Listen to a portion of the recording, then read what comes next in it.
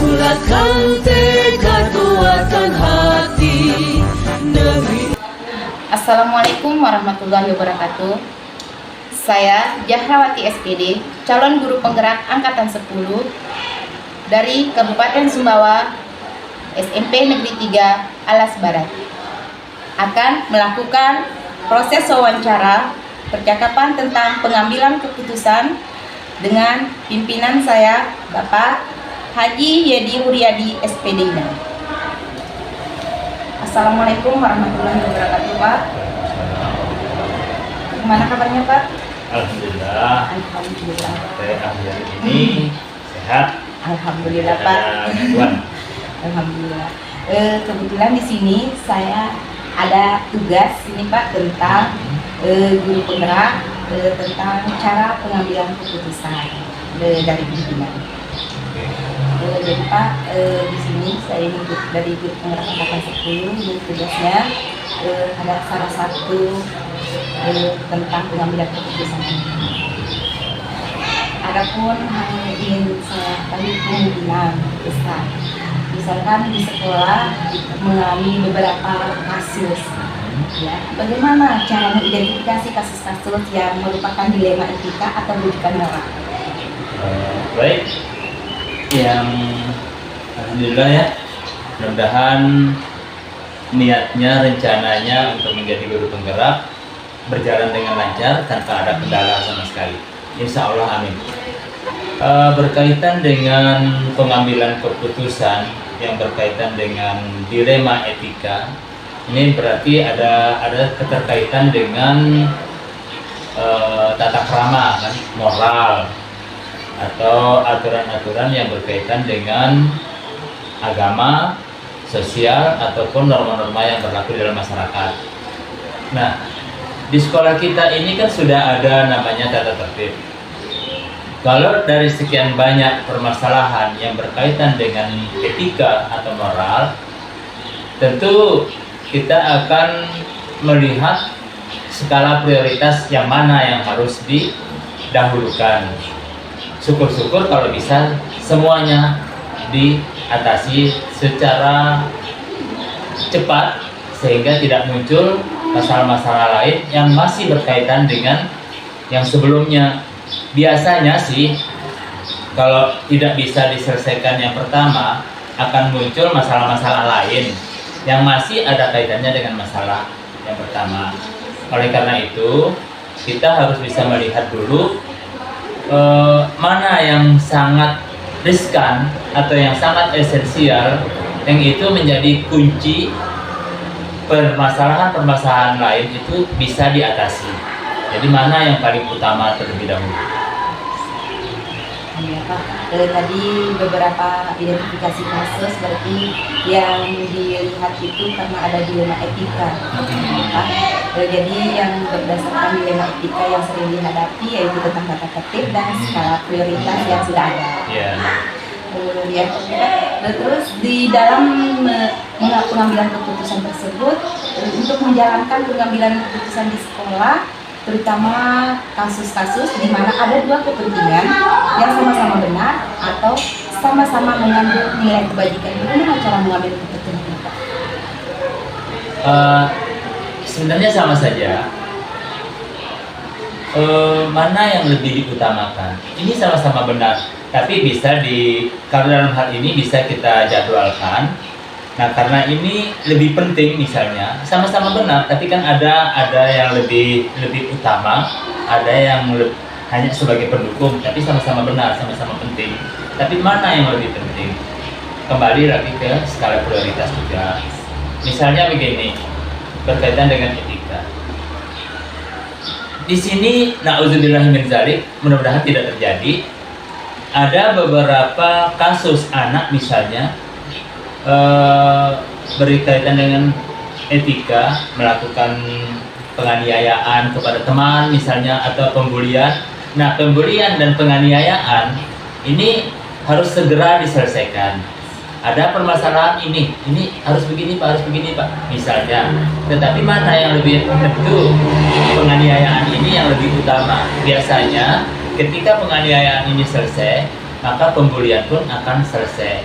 Nah, jika ada hal-hal yang sama benarnya, misalnya ada usulan dari beberapa teman untuk mengatasi kasus seperti ini harus begini, maka kita mencari solusi atau alternatif yang paling ringan, tetapi hasilnya sangat memadai dan bisa menyapu bersih permasalahan-permasalahan yang muncul di sekolah kita.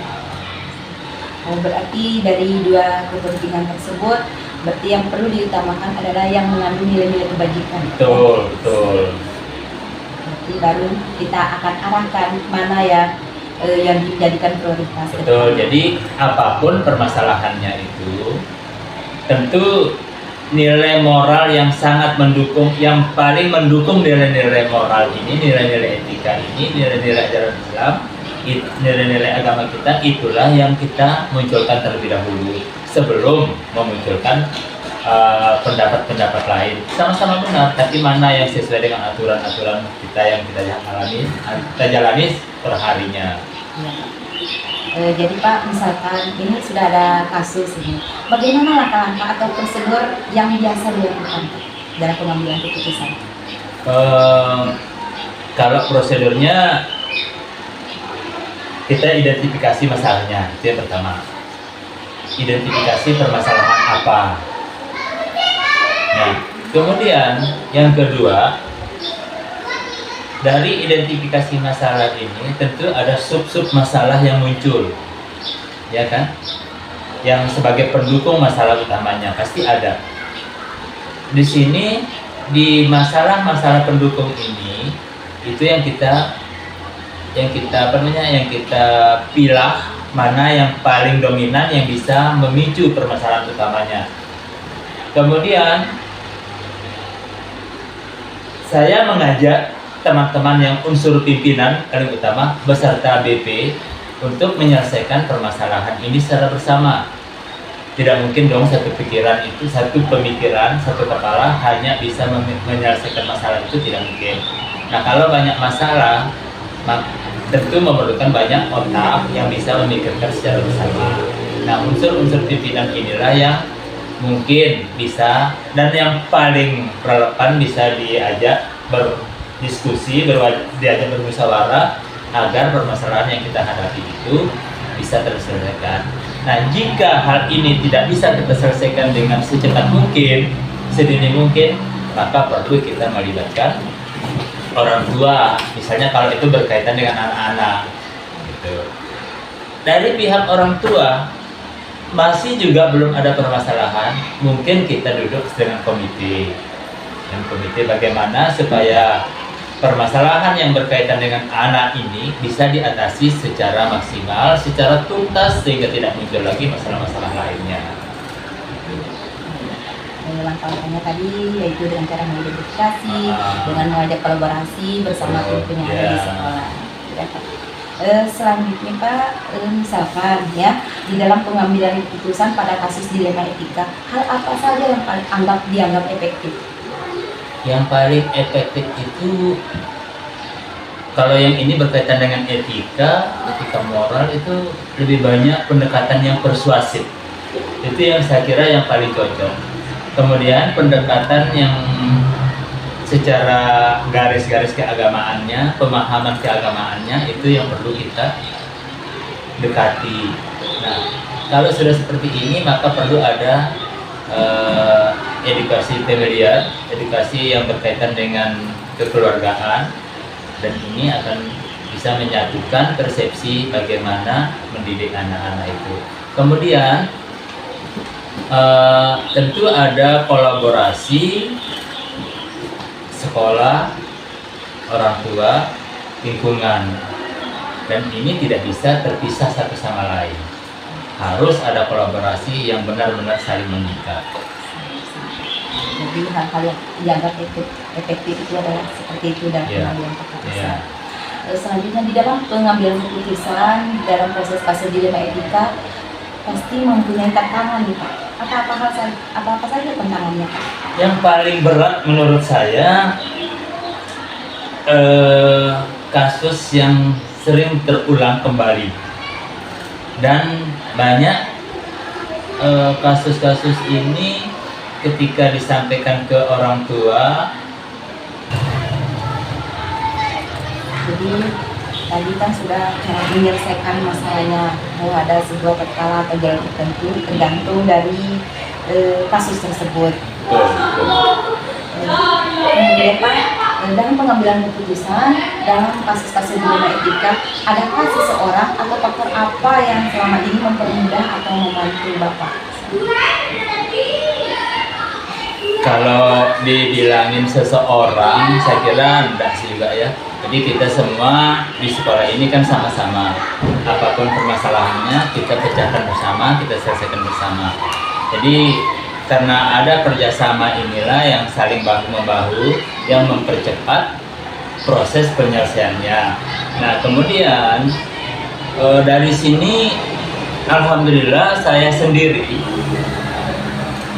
mengambil sebuah pelajaran bahwa penyelesaian masalah terutama yang berkaitan dengan etika, dengan moral, ini kalau kita hadapi secara sendiri-sendiri itu akan sangat berat.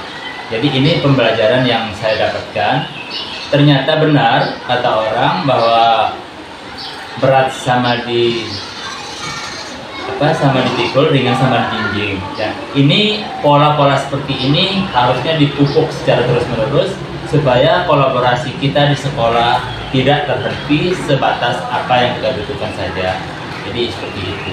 Jadi di sini kita membangun kerjasama Pak ya? Betul, kolaborasi kita, kerjasama kita, bahu-membahu menyelesaikan masalah apapun yang ada di sekolah kita harus kita selesaikan secara bersama. Kalau ibu memikirkan sendiri permasalahannya seperti ini, saya yakin tidak akan bisa. Perlu ada bantuan dari luar. Nah sama juga dengan saya. Jadi saya juga banyak kan bertanya bagaimana kita selesaikan masalah ini, bagaimana kita mengatur masalah ini dan sebagainya. Jadi harus tetap ada kolaborasi. Dan pembelajaran ini kan terjalin kolaborasi yang sama. Inilah yang saya dapatkan. Tidak bisa kita pegang sendiri semua hal. Itu faktor-faktornya Pak ya.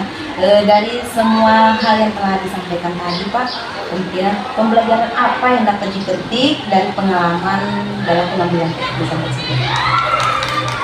Jangan takut menyelesaikan masalah.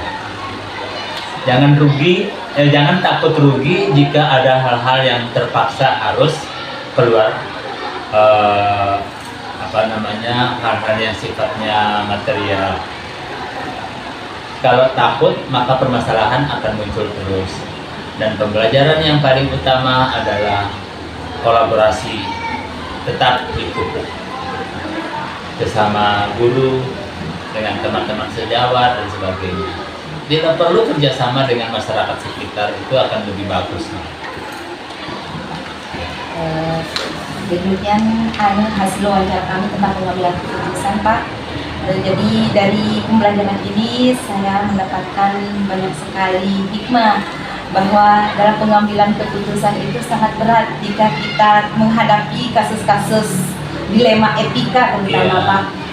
Jadi bahwa ada empat paradigma itu yang sangat harus kita mungkin tanamkan atau bisa kita kembangkan, kuatkan lagi, yaitu diantaranya paradigma individu lawan kelompok, paradigma rasa keadilan lawan rasa kasihan, kebenaran lawan kesetiaan, jangka pendek lawan jangka panjang.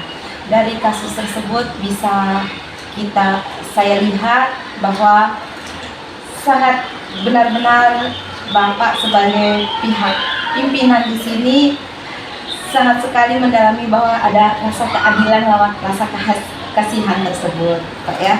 Jadi memang betul ya. 4 paradigma itu dia tidak bisa berdiri sendiri. Kalau kasihan hanya sekedar kasihan tapi tidak peduli, nggak ada artinya.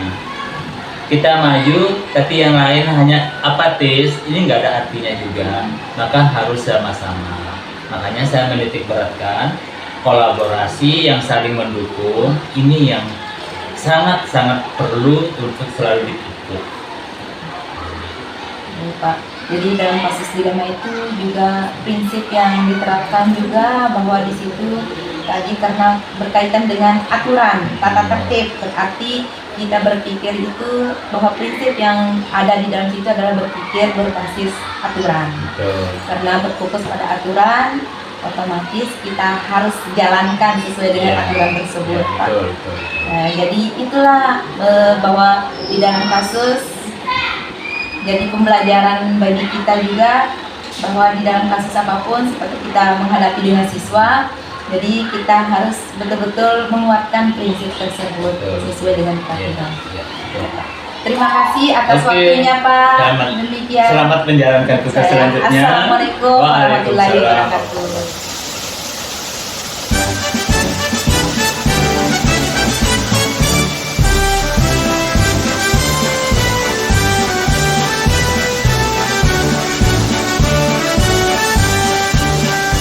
Bulatkan tekad kuatkan hati, negeri ini memanggilmu kawan. Pelajar bergerak berbagi untuk negeri, guru penggerak majukan negeri.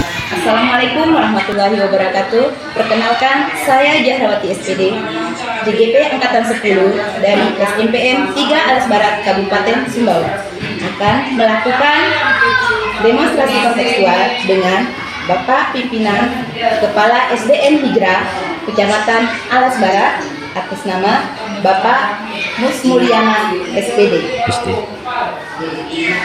Assalamualaikum warahmatullahi wabarakatuh, Pak. Waalaikumsalam. Apa kabar hari ini, Pak? Alhamdulillah baik. Mohon maaf, Pak, saya di sini ada tugas tentang demonstrasi kontekstual tentang pengambilan keputusan pada pemimpin. Pasti misalkan dari pertama Bapak misalkan menjadi pimpinan di sini pernah mendapatkan beberapa kasus. Misalkan bagaimana Bapak mengidentifikasi kasus-kasus yang merupakan pembunuhan etika ataupun bujukan hati? Ya, terima kasih sudah diberi kesempatan untuk menjadi mitra dengan kegiatan CGP ini. Kalau terkait dengan pengambilan keputusan yang berkaitan dengan dilema etika dan digital moral, itu banyak sekali. Ambil saja contoh ketika banyak kasus teman-teman kita rekan-rekan guru yang tidak melaksanakan tugas sebagaimana yang sudah diamanahkan. Nah, bagaimana cara kita melakukan tindakan? Tentu itu strategi yang kita lakukan bervariasi tergantung personnya. Ketika situasinya, personnya, karakternya begini, atau misalnya introvert dan ekstrovert misalnya, atau ada problematika di luar itu, kita perlu kaji dulu teman kita ini tipikalnya bagaimana, kemudian latar belakangnya bagaimana, kemudian apa saja yang menyebabkan persoalan itu tidak dilaksanakan, harus kita kaji. Nah, ketika kita sudah lakukan itu, kita lanjut ke peraturan yang apa yang berlaku. Sebelum kita masuk ke peraturan apa yang berlaku, itu pendekatan persuasif, pendekatan kekeluargaan, sehingga tidak terjadi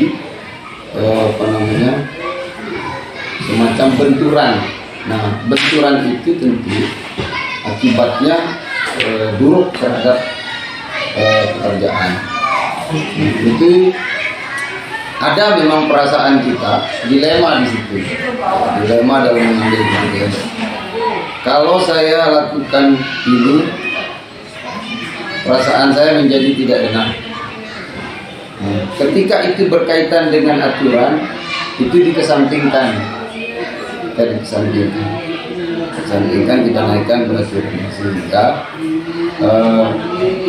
kesalahan yang dilakukan oleh teman itu juga kita uji kan, kita uji kalau memang itu bersifat misalnya hal-hal yang sangat sederhana yang tidak tunjukkan mengambil keputusan seperti itu ya. Jadi kasus-kasus yang dialami selama ini berarti sudah termasuk mengalami dilema etika ya, banyak yang seperti itu mengalami dilema etika itu. Diidentifikasikannya bahwa ada kejahatan, Ya. ada penodaan, selanjutnya setelah itu baru memahami bahwa ini adalah aturan sebenarnya. Ya, itu dia. Nah, kemudian contoh kasus memang yang mungkin kita kalau di sekolah kami ini kan pertama saya masuk itu kalau kita lihat identifikasi persoalannya banyak sekali. Nah, kita petakan ini masalahnya, kita coba bangun komunikasi dan memang aturan menjadi kata kunci, tapi proses pendekatan harus kita lakukan. Karena ini Pak diarahkan terutama untuk kasus-kasus di mana ada dua kepentingan yang sama-sama benar atau sama-sama mengandung nilai kebajikan. Bagaimana menjalankan untuk mengambilkan keputusan dari kasus tersebut? Ketika ada kasus seperti itu, maka tentu kita merujuk kepada regulasi. Nah, regulasinya bagaimana terkait dengan kegiatan tersebut. Nah, kalau misalnya kasus yang kami alami sendiri di sekolah ini yang terkait dengan pendidikan moral, biasanya ada satu anggota kami yang misalnya melakukan tindakan di luar ketentuan. Tentu kami melakukan pendekatan kepada yang bersangkutan, bagaimana sih, kenapa, artinya kita dalami dulu kasus tersebut, kenapa kok bisa terjadi, lalu kita petakan apa jalan keluar yang bisa kita tentukan. Intinya ada komunikasi saja, kita dengan sesuatu yang menjadi subjek kasus tersebut. Ya, baik itu yang berkaitan dengan internal dulu ataupun dengan masyarakat. Jadi itu ya Pak, seperti kita perlu ada pendekatan, selanjutnya tadi lagi perlu komunikasi yang dari hal tersebut, langkah-langkah apa atau prosedur apa yang dilakukan? Ya, prosedur yang kita lakukan tentu tadi ya, misalnya ada kita dalami dulu persoalannya apa, kasusnya apa, kemudian kita dudukkan, oh ini persoalannya berkaitan dengan misalnya contoh kasus misalnya terkait dengan masyarakat, biasanya ada terjadi bullying yang kadang-kadang di luar itu. Nah, tidak ujuk-ujuk langsung ini melaporkan ke kepolisian. Ada proses yang sudah kami lalui di sini, kami mediasi ini, kemudian kami hadirkan beberapa stakeholder, contoh misalnya komite, kami hadirkan untuk bersama-sama memahami kasusnya dulu. Kita dudukkan persoalannya, setelah itu kalau memang clear ya kita clearkan. Jadi tidak perlu melangkah ke hal-hal yang lebih lanjut kalau memang bisa diselesaikan di tahap mediasi. Jadi langkah-langkahnya itu perlu kita kolaborasi dulu, membangun komunikasi dengan warga sekolah. Ya, warga sekolah. Jika itu tidak bisa kita ambil keputusan maka baru ke pihak tua. Ya, selama ini belum ada hal-hal yang tidak bisa kita selesaikan selama komunikasinya terbangun dengan baik. Kita hindari, kita libatkan orang luar untuk menyelesaikan itu. Termasuk persoalan internal dengan siswa, siswa dengan orang tua dengan orang tua, guru dengan guru. Dalam pengambilan keputusan pada kasus dilema etika, hal apa saja yang dianggap efektif, Pak? Nah itu tadi yang efektif itu komunikasi. Hal yang paling efektif itu komunikasi yang baik dengan subjeknya, dengan subjeknya, sehingga kita tahu persis keputusan apa yang kita berikan. Hatta kita katakan itu pahit pun, ketika subjeknya itu memahami, dia akan terima dengan legowo. Boleh saya kasih contoh kasus orang, misalnya itu orang guru misalnya, ya, sudah tidak ada di sini, kami diskusi gimana ini, kenapa kok bisa terjadi begini. Oh kalau begitu solusinya begini. Sesungguhnya solusi yang saya tawarkan itu kurang pas bagi dia. Jangan gitu Pak, tapi ini demi kebaikan Bapak. Kalau ini solusinya, saya rasa ini akan baik dan endingnya baik. Ya, jadi intinya saya simpulkan itu di komunikasi. Komunikasi lebih penting. Ya, komunikasikan dulu, jangan regulasinya kita tegakkan terus, tapi komunikasikan dulu.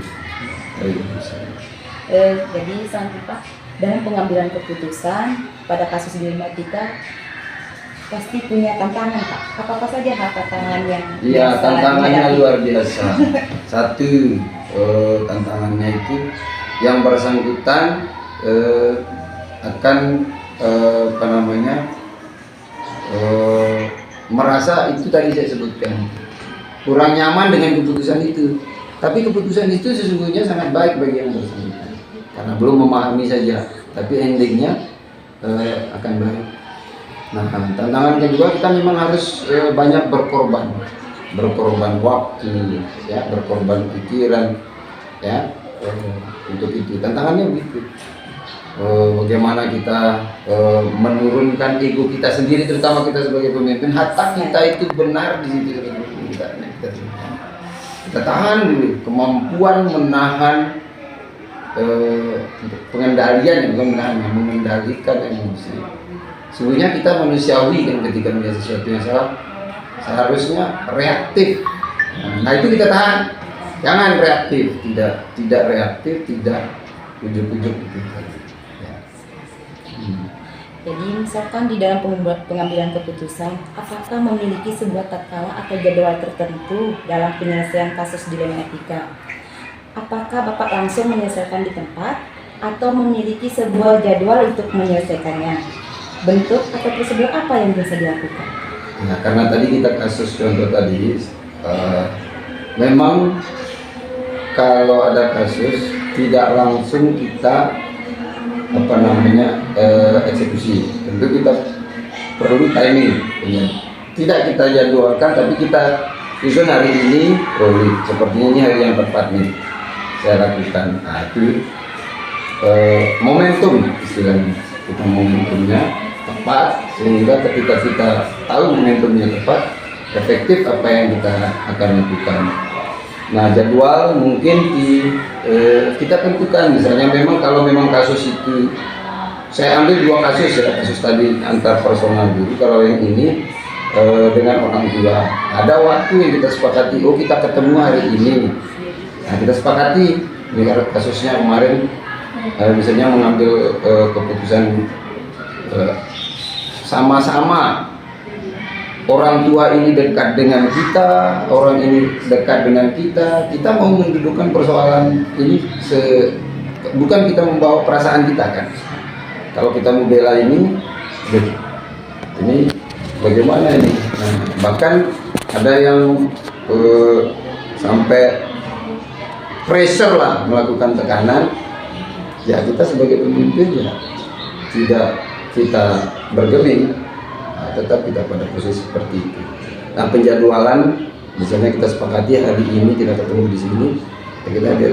Kami juga pernah misalnya memediasi dalam pengambilan keputusan kalau bekerja sama dengan SMP, misalnya SMP 1 Garis Barat. Nah, kami jadwalkan kita bisa ketemu tidak hari ini. Nah, kalau kasusnya ini ada seperti ini kita selesaikan. Nah, kita datang. Kira-kira begitu kalau terjadwalnya. Jadi sesuai dengan kasusnya, dengan kasus yang kasusnya ada. apa, kemudian kita tentukan langkah-langkahnya. Oh, hari ini kita tidak bisa ketemu sekarang. Ini kita ada. Dari pengambilan keputusan tersebut, dari pengaturan jadwal, adakah seseorang atau faktor-faktor apa yang selama ini mempermudah atau membantu Bapak dalam pengambilan keputusan dalam kasus dilema etika tersebut? Ya, kalau seseorang mungkin kita menyeluruh, jadi tidak satu landasan kita berpikir. Jadi itu tadi Pak ya, dalam pengambilan keputusannya bahwa faktor-faktornya ya ada beberapa tadi akan dilakukan secara menyeluruh dengan kapasitas pengetahuan yang ada sesuai dengan pimpinan. Selanjutnya, dari semua hal yang telah disampaikan Pak, pembelajaran apa yang dapat dipetik dari pengalaman dan pengambilan keputusan dilema etika ini Pak? Nah, kalau disebut pelajaran apa yang dapat dipetik, bagi saya setiap detik itu adalah pembelajaran. Jadi apa yang kita lakukan hari ini adalah bagian dari proses pembelajaran.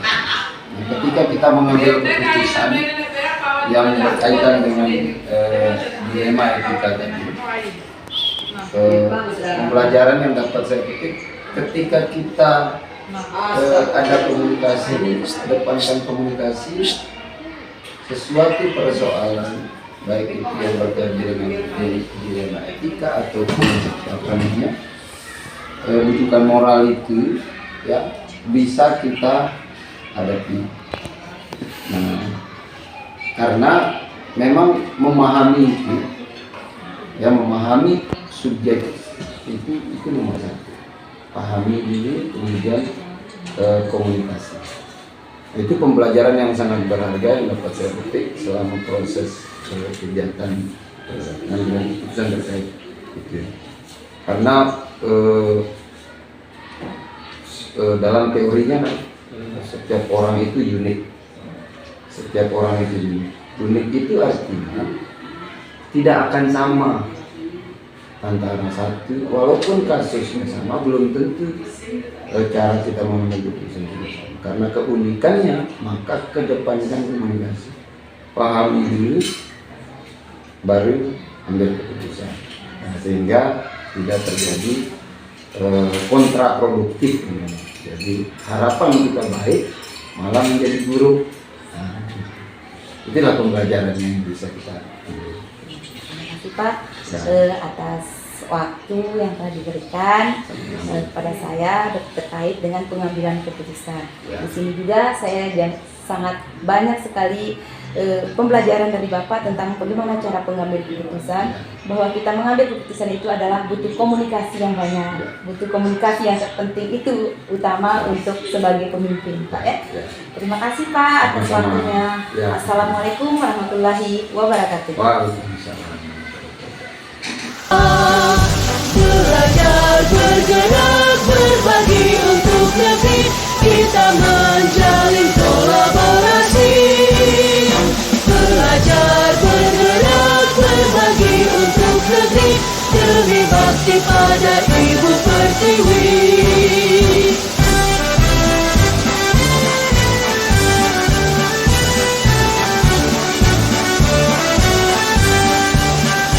Bulatkan tekad, kuatkan hati, negeri